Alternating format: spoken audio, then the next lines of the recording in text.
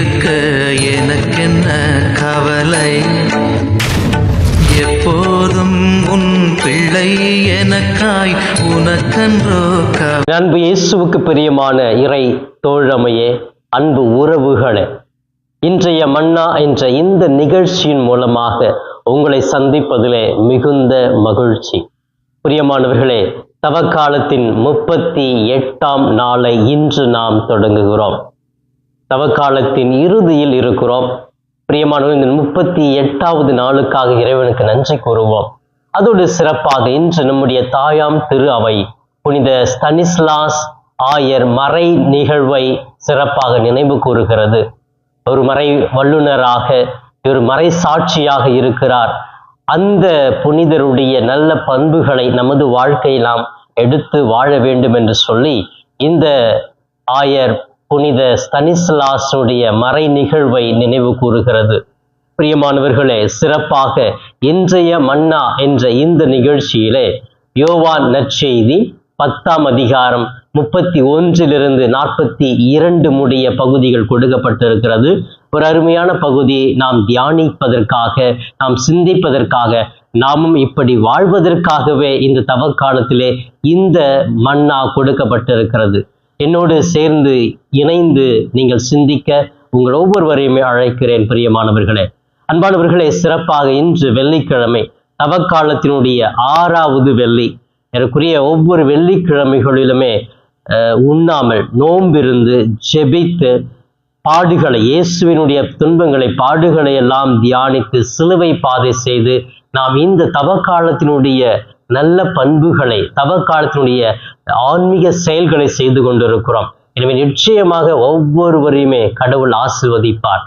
நாம் என்ன செய்ய வேண்டும்? இந்த பாடுகளை, இயேசுவினுடைய துன்பங்களை பார்த்து நாம் மனம் மாற வேண்டும், இயேசுவினிடம் செல்ல வேண்டும்.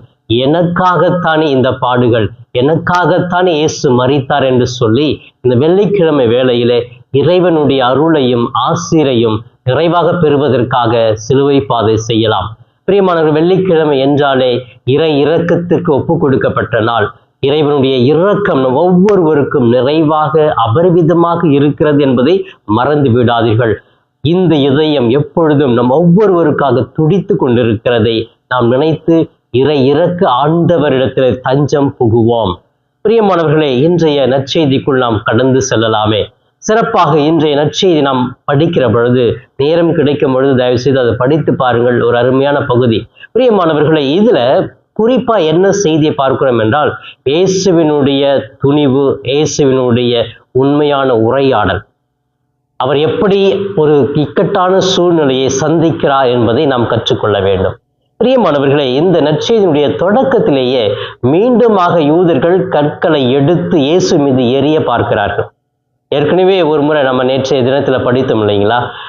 இயேசுவை நல்ல செய்தியை தந்தையும் நானும் ஒன்று என்று சொல்லியிருக்கும் பொழுதே அவர்களால் அதை ஏற்றுக்கொள்ள முடியவில்லை. கற்களை எடுத்து எறிய ஆரம்பிக்கிறார்கள். மீண்டுமாக இன்று யோவான் நற்செய்தி 10ஆம் அதிகாரத்திலுமே மீண்டுமாக கற்களை எடுத்து அவர் மீது எறிய பார்க்கிறார்கள். அப்படின்னா அப்படி என்னதான் இயேசு சொன்னார்? ஏன் அப்படி அந்த மக்களுக்கு கோபம் வருகிறது என்று பார்க்கிற பொழுது, யூத கலாச்சாரப்படி அந்த 10 கட்டளையிலே ஒரு கட்டளை இருக்கிறது இல்லையா? கடவுளின் பெயரை வீணாக சொல்லாதிருப்பாயாக. அப்படி சொல்றவங்க பாவம் செய்யறாங்க, அவர்களை கல்லால் எறிந்து கொள்ள வேண்டும். கடவுளுடைய பெயரை அநியாயமாக பயன்படுத்தக்கூடாது, அவருடைய பெயரை வைத்து நாம் தவறாக பேசக்கூடாது என்பது கட்டளையாக இருக்கிறது. எனவே இதை கடுமையாக பின்பற்றினவர்கள் தான் யூதர்கள். ஆனால் அவர்கள் அப்படி வாழ்ந்தார்களா என்பது தெரியாது. ஆனால் அந்த சட்ட திட்டங்களை வெளிப்புற ஆடம்பரத்திற்காக பயன்படுத்துவார்கள். அதை கடுமையாகவே பாதிக்கிற அளவுக்கு எந்த தவறு செய்தாலும் உடனே தண்டிப்பார்கள். எனவே அந்த ஒரு சூழ்நிலை கண்ணோட்டத்தில் தான் இயேசுவை கல்லால் எறிய ஆரம்பிக்கிற. ஏன் கல்லால் எறிகிறார்கள் அப்படின்னா, அவரே சொல்றார் இல்லையா, தந்தையும் நானும் ஒன்று, நானும் கடவுள் தான், கடவுள் இடத்துல நான் வந்தேன் அப்படின்னா, அப்ப கடவுளை ஒவ்வொரு முறையும் நீ பயன்படுத்த, அவருடைய பெயரை எதுக்கு நீ பயன்படுத்திட்டு நீ சீப் பாப்புலாரிட்டிக்காக பயன்படுத்துறியா அப்படிங்கிற ஒரு உணர்வு அந்த யூத மக்களிடத்துல இருப்பதை நாம் பார்க்கிறோம். பிரியமானவர்களே, இதையெல்லாம் நாம் உள்வாங்கி சிந்திக்கிற பொழுது அப்ப இயேசு பேசினது எல்லாமே தவறு என்றுதான் சொல்லுகிறார்கள். அன்பானவர்களே, இயேசு கிறிஸ்து அந்த இடத்துல இருந்து நழுவி சென்றார் என்று இருக்கிறது இல்லையா? அப்ப நழுவி சென்றாருன்னா பயந்துட்டு ஓடினாரா, உயிருக்கு பயந்துட்டு ஓடினாரா, ஏன் அந்த இடத்துல ஓடினாரா, ஒரு கோழையா அப்படின்னு பல கேள்விகள் நமக்குள் எழலாம் இல்லையா? பிரியமானவர்கள், நல்லா புரிந்து கொள்ள வேண்டும். இயேசு கிறிஸ்து எதற்காக அந்த இடத்துல இருந்து ஓடினார், தப்பித்து சென்றார் என்றால், இயேசு கிறிஸ்து சென்று தனிமையாக அமர்ந்து ஜெபிக்க வேண்டும். ஏனென்றால் அவருக்கு தெரியும் அடுத்தது என்ன நடக்க போகிறது. அதற்கு முன்பாக நான் எப்படி இருக்க வேண்டும், தனிமையில் கடவுளோடு இருக்க வேண்டும், அவருடைய சக்தியை பெற வேண்டும். அவரோட தேவையில்லாம அந்த இடத்துல இன்னும் நம்ம வாதாடி நம்ம டென்ஷன் ஆகி அவர்களுக்கு ஒரு வாய்ப்பை கொடுத்து விடக்கூடாது. இறைவனுடைய திட்டம், கடவுளின் திட்டம் நிறைவடைய வேண்டும் என்றால் இன்னும் சிறிது நாட்கள் நான் அமைதியாக இருக்க வேண்டும், இறைவனோடு உறவை ஆழப்படுத்த வேண்டும் என்பதற்காகத்தான் அந்த இடத்தை விட்டு நழுவி செல்லுகிறார் என்று விவிலியத்தில் நாம் படிக்கிறோம்.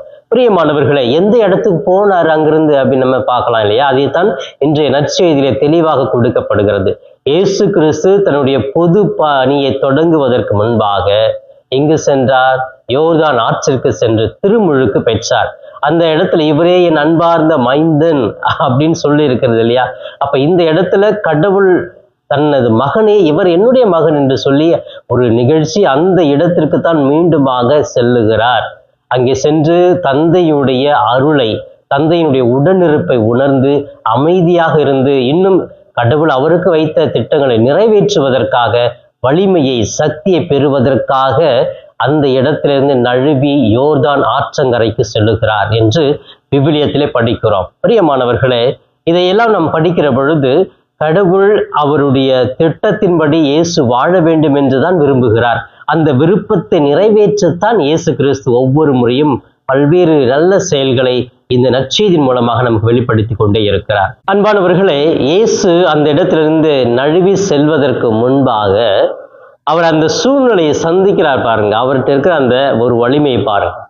அதன் மூலமாக அவர்கள் அப்படி சந்தேக கண்ணோட்டத்தோடு தான் பார்க்கிறாங்க. ஏற்கனவே அவர் பேசிட்டாரு, தந்தையும் நானும் ஒன்றுதான், எனது வார்த்தையை கேட்பவர் கடவுளுடைய வார்த்தையை கேட்கிறார் என்றெல்லாம் சொல்லுகிறார், எனது வார்த்தையை கடைபிடிப்பவர் என்றுமே சாகார் என்றெல்லாம் சொன்னதுனால கோபம் எல்லாமே இருக்குது. அதனால தான் மீண்டுமாக கற்களை எடுத்து அவர் பார்த்த உடனே எரிய ஆரம்பிக்கிறார்கள்.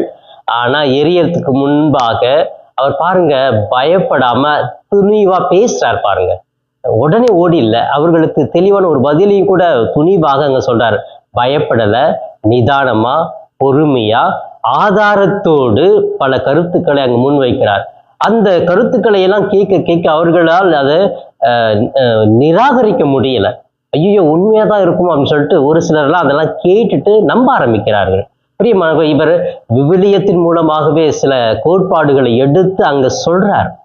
அந்த ஒரு நிதானம், ஒரு பிரச்சனை வந்துருச்சு அப்படின்னு சொன்னா அந்த இடத்துல நமக்கு நிதானம் வேண்டும், பொறுமை வேண்டும், ஆதாரத்தோடு நம்ம பேசணும். அப்படி இல்லாம டென்ஷன் ஆயிட்டு பயந்து ஓடுவதை இயேசு இந்த இடத்துல செய்யல.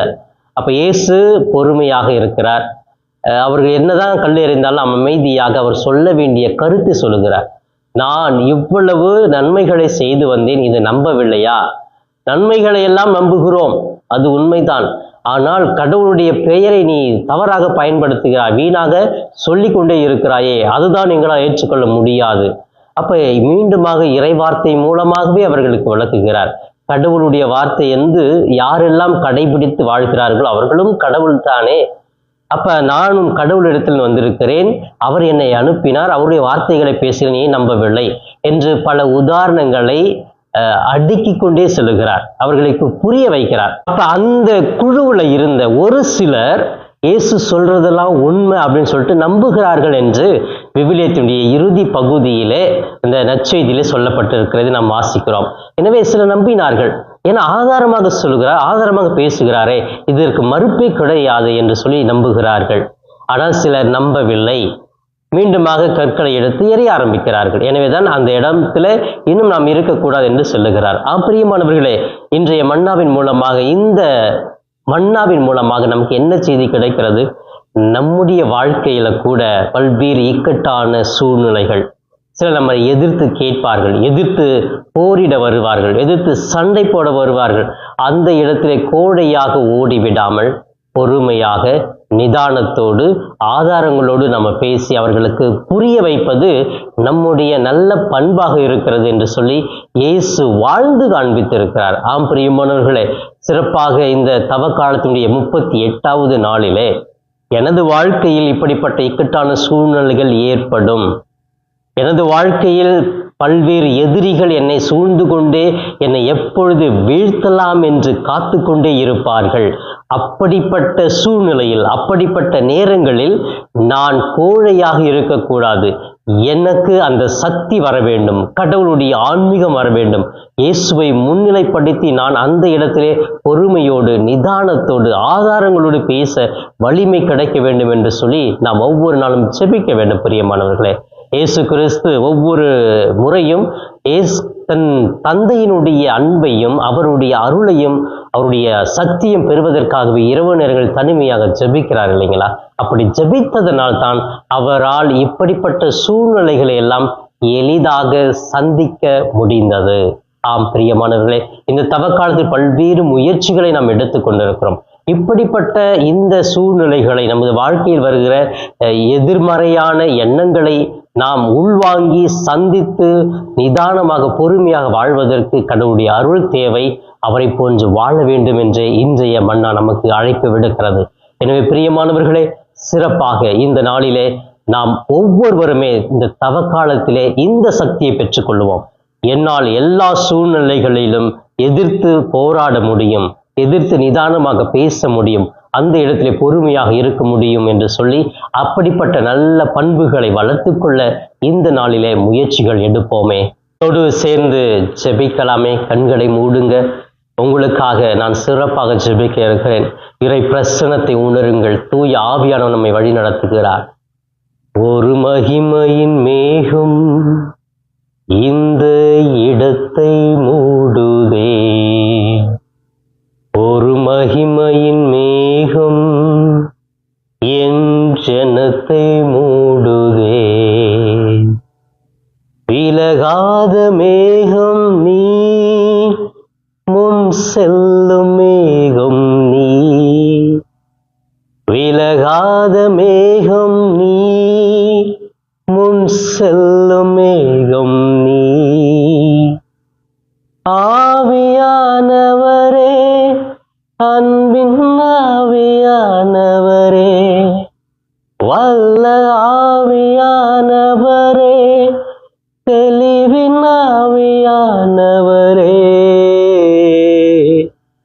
ஒரு மகிமையின் மேகம் இந்த இடத்தை மூடுதே, ஒரு மகிமையின் மேகம் என் ஜனத்தை மூடுதே. ஆவியானவரே, எங்கள் மத்தியில் அசைவாடுபவரே, எங்களை வழி நடத்துபவரே, இதோ எங்களை நிரப்பும், அனல் மூட்ட செய்யும், எங்களை வழி நடத்தும் தெய்வமே. சிறப்பாக இன்று தவக்காலத்தினுடைய 6வது வெள்ளியை நாங்கள் சிறப்பித்துக் கொண்டிருக்கிறோம், கொண்டாடி கொண்டிருக்கிறோம். இந்த நாளில் மனம் மாறுகிறோம். பாவங்களுக்காக மீட்பை நாங்கள் நாடி வருகிறோம். உமது துன்பங்களை, துயரங்களை, வேதனைகளை, அவமானங்களை, இறப்பை நாங்கள் தியானிக்கிறோம். சிலுவை பாதையின் மூலமாக உம்மோடு இணைந்து நாங்கள் வாழ்கிறோம், பயணிக்கிறோம். இந்த சிலுவை பாதை பயணத்தை எங்கள் வாழ்விலே பெரிய மாற்றி கொண்டு வருவதற்காக நாங்கள் ஜெபிக்கிறோம். ஆசீர்வதியும் தெய்வமே, இந்த நாளை ஆசீர்வதியும். இந்த நாளுக்காக நன்றி கூறுகிறோம். இந்த நாளை ஒரு பெரிய கொடையாக ஆசீர்வாதமாக கொடுத்திருக்கிறீரே, நன்றி இயேசுவே. இதோ இன்றைய மன்னா என்ற இந்த நிகழ்ச்சியை பார்த்து ஜெபித்து கொண்டிருக்கிற ஒவ்வொரு பிள்ளைகளையும் உமது பாதம் ஒப்புக் கொடுக்கிறேன். இந்த நாள் முழுவதையும் ஒவ்வொருவரையும் நிறைவாக ஆசீர்வதியும். மனதிலே இருக்கிற தேவையில்லாத குழப்பங்கள், பிரச்சனைகள், மனபாரங்கள், கண்ணீர், கவலை, வியாதி, வருத்தம் அனைத்தும் நீக்கும் ஆண்டவர். இவர்களை ஆட்கொள்ளும், தாங்கிக் கொள்ளும். உமது கண்ணின் கரு விழியை போல பராமரித்துக் கொள்ளும் ஆண்டவர். இதோ இந்த நாளிலே இந்த பிள்ளைகள் எடுக்கிற ஒவ்வொரு முயற்சிகளையும் அபரிவிதமாக ஆசீர்வதியும். அவர்களில் செய்கிற செயல்களில் தோல்வியை காணாதபடி செய்யும் ஆண்டவரே. அவர்களுக்கு வெற்றியை கொடுப்பீராக. இன்னும் ஆண்டவரே, அவர்களை சோதிக்கிற, சோர்வுகளை உண்டு பண்ணுகிற பொல்லாத அந்தகார சக்திகள், தீய நண்பர்களுடைய பொல்லாத பார்வைகள் அவர்களை தாக்காமல் இருக்கட்டும் ஆண்டவரே. பொல்லாருடைய வஞ்சக செயல்கள் இவர்களை அணுகாது இருக்கட்டும் ஆண்டவரே. இவர்களை ஆசீர்வதியும், இவர்கள் தொழிலை ஆசீர்வதியும். எங்கு வேலை செய்தாலும் அவர்கள் நலமோடு வளமோடு வாழ்வதற்கு ஆற்றலை கொடுப்பீராக. வெளிநாடுகளிலே பல்வேறு வேலைகள் செய்கிற ஒவ்வொருவருக்காக நான் ஜெபிக்கிறேன். உழைக்க ஆற்றலை கொடுப்பீராக. பயணிக்கிற வேலையிலே பாதுகாப்பாக அரணாக இருமாண்டவர். எத்தனையோ நேரங்களிலே விபத்துக்களை பார்க்கிறோம். பயண வேலையை பாதுகாப்பாக அவர்களை கூட்டி செல்வதற்காக ஜெபிக்கிறேன் ஆண்டவரே. ஆசீர்வதி. மருத்துவமனையிலே பல்வேறு வியாதிகளால் கஷ்டப்படுகிற ஒவ்வொரு பிள்ளைகளுக்காக ஜெபிக்கிறேன். ஒரு வியாதி குணப்படுத்தும் ஆண்டவரே. குழந்தை பாக்கியமில்லை, வேலையில்லை, திருமண தடையாக இருக்கிறது, வறுமையில் இருக்கிற, கடன் பிரச்சனை அதிகமாகவே இருக்கிறது என்று சொல்லி பல்வேறு மன உளைச்சலுக்குள்ளாக இருக்கிற பிள்ளைகளுக்கு விடுதலை கொடுப்பீராக. அவர்கள் அனைத்தையும் பெற்றுக்கொள்ள வழியை காண்பிப்பாராக. நன்றி இயேசுவே. இந்த நாளை உமது பெயரால் தொடங்குகிறோம். எங்களோடு பயணம் தூய ஆவியால் வழி நடத்தும். இவை எல்லாம் எங்கள் ஆண்டவரும் மீட்பெருமான இயேசுவின் மூலம் ஜெபிக்கிறேன் என் ஜீவனுடைய நல்ல பிதாவே. ஆமேன், ஆமேன். பிரியமானவர்களே, இந்த நாள் இனிய நாளாக இறை அருளை நிறைவாக பெற்று மகிழும் நாளாக அமைய வாழ்த்துகிறேன். உங்களுக்காக ஜெபிக்கிறேன். இயேசுவுக்கே புகழ், மரியே வாழ்க.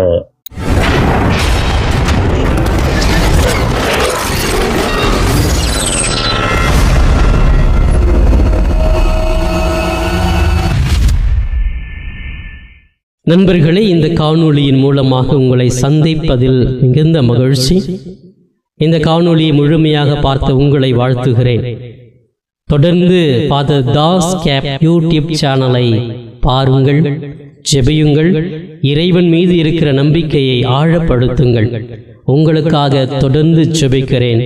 இறை ஆசிர் என்றும் உங்களோடு இருக்கட்டும். இறைவனுடைய அமைதி உங்கள் உள்ளத்திலே குடிகொள்ளட்டும்.